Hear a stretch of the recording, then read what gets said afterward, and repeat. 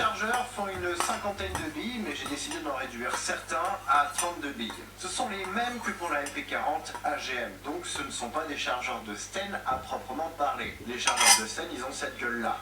Ah merde! Alors que là, c'est vraiment du...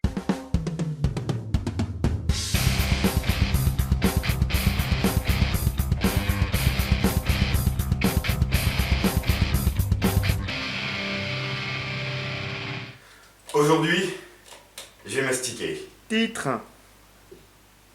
T'es nouveau, toi? Oui. Ah, Non, non, viens voir, viens voir. non. Viens voir, je t'explique un truc. Non, non, non, mais non, viens, non, viens, non, viens. non, non. Voilà, donc, comme je disais, t'as bougé, toi?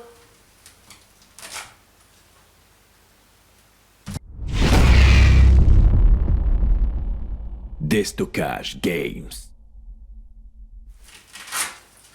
Cette vidéo, comme tout le projet, est donc sponsorisée par Déstockage Games, que je remercie bien chaleureusement. Vous avez tous les liens qu'il vous faut dans la description de la vidéo.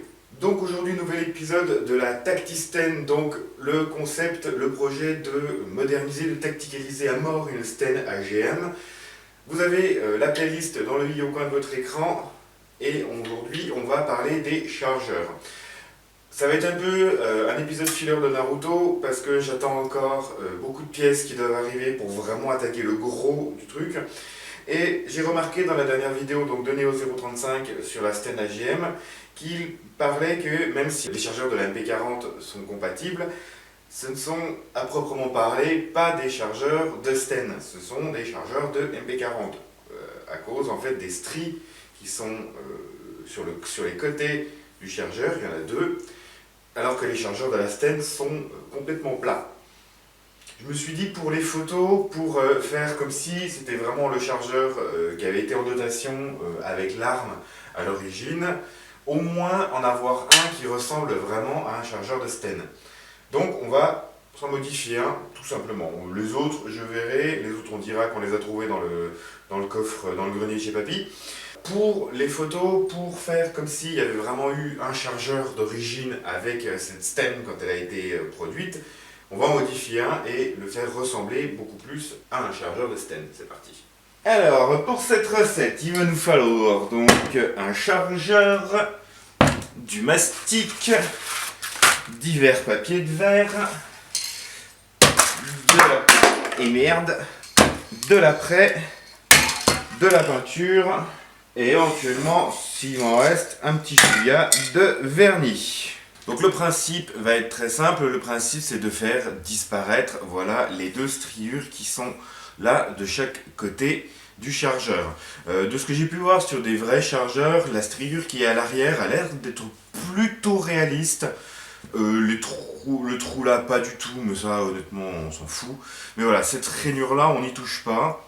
Il y a juste voilà, ces deux là à faire disparaître. Donc le principe va être très simple. Je vais prendre du gros grain, là on a du 80. Je vais gratter voilà, un tout petit peu dans les rainures, histoire juste de faire un petit peu d'accroche. Ensuite on va préparer un tout petit peu de mastic, donc là mastic polyester trouvé à Action pour 3,50 € le pot, apparemment ça va pas mal. On va reboucher, on va vraiment faire le mastic bien affleurant pour en avoir enlevé le moins possible. Ensuite on ponce et on rebombe une très légère couche d'après, un petit coup de peinture et puis normalement on est bon. Qu'est-ce que je peux vous dire en attendant? Je vais essayer de rester un petit peu avec vous quand même, c'est un peu plus sympa. Qu'est-ce que je peux vous raconter? Qu'est-ce qui se passe? Qu'est-ce que je peux vous raconter? J'ai testé un petit peu la Sten hier. Donc là, j'ai pu la tester un petit chouïa hier, et ben mes cadets, ça va plutôt bien. La peinture a l'air plus costaud sur les chargeurs que sur la réplique, parce que sur la réplique, c'est un peu la misère la peinture. Je l'ai testé donc un peu hier. 280, moyenne de 283 fps pour 0,7 joules en 0,25, mesuré en 0,25. Régulière de ouf, genre 2 fps d'écart, 2,82, 2,84. Et 50 mètres en ligne droite, en 0,25. Testé, approuvé sur Petite cible en plus, on tirait sur un fût de bière de 5 litres. Ça fait des bonnes cibles et ça résonne bien. Et 50 mètres en ligne droite mesuré au télémètre. Au top. En sortie de boîte, hein, c'est-à-dire j'ai même pas nettoyé le canon. J'ai juste réglé le hop-up en 0,25 et ça va impeccable. Donc vraiment, je pense qu'on va avoir moyen, en bricolant un tout petit peu, sans avoir besoin de beaucoup upgrader, je pense qu'on va avoir moyen de se faire vraiment un truc de sac avec cette réplique. Voilà, donc là j'ai gratté un petit peu le métal, gratté un petit peu la peinture dans les rainures. Là il va y avoir notre enduit, c'est juste histoire de faire un peu d'accroche en fait. Alors enduit, mettre 3%. Oh bah déjà si j'arrive pas à y ouvrir, tiens, il tourne vis. Il met 3% de catalyseur par rapport au mastic. M'expliquer comment je mesure 3%, j'ai pas du tout de balance capable de mesurer ça. Donc on va faire un peu au pif. Déjà j'arrive à ouvrir cette saloperie.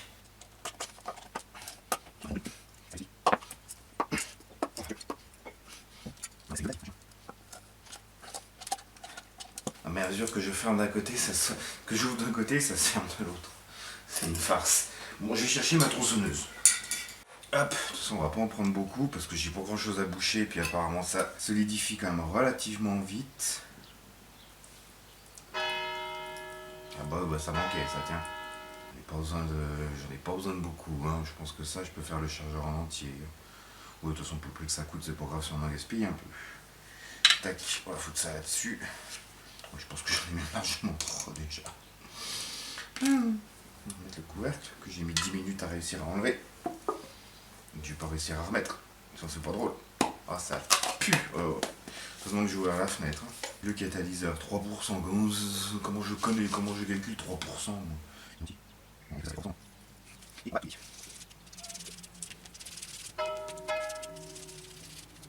Il y en a 4 minutes avant que ça commence à durcir apparemment. Je pense que le catalyseur, plus on en met, plus ça doit durcir vite. C'est pour ça que j'ai pas forcément trop forcé la dose. J'en ai fait mais genre 1 million de fois trop. C'est pas grave. J'ai vu qu'ils avaient mis... Elle est où? Et qu'ils avaient mis une petite carte en plastique avec... pour l'appliquer. Putain, elle est où? Ah le con! Putain, ça aurait été pratique si je l'avais pas déjà lourdé, bordel de... Ah, là! Ils ont mis une espèce de petite carte en plastique là pour servir de spatule.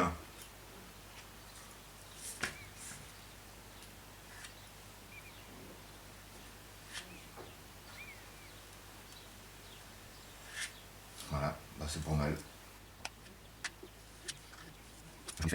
1 million de fois trop. On enlèvera de toute façon. Tac, je ne sais plus exactement, mais c'est sur le côté. Ça va, comme ça, c'est comme ça. On voit. On va mettre en avant.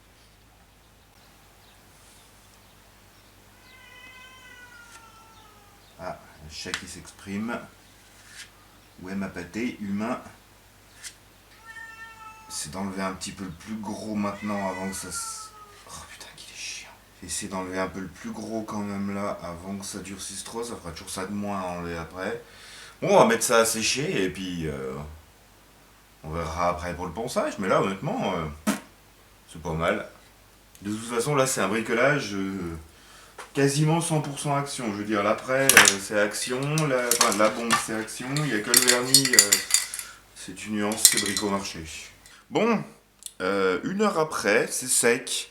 J'ai enlevé un petit peu là juste avec une lame de cutter, un peu enlevé le plus gros qui dépassait, donc c'est pas mal, mais je sens en fait très légèrement, là ça va, mais ici, de ce côté-là, je sens que le mastic a dû très légèrement en fait se rétracter, donc je sens encore un peu le creux. Donc je vais en refaire une couche.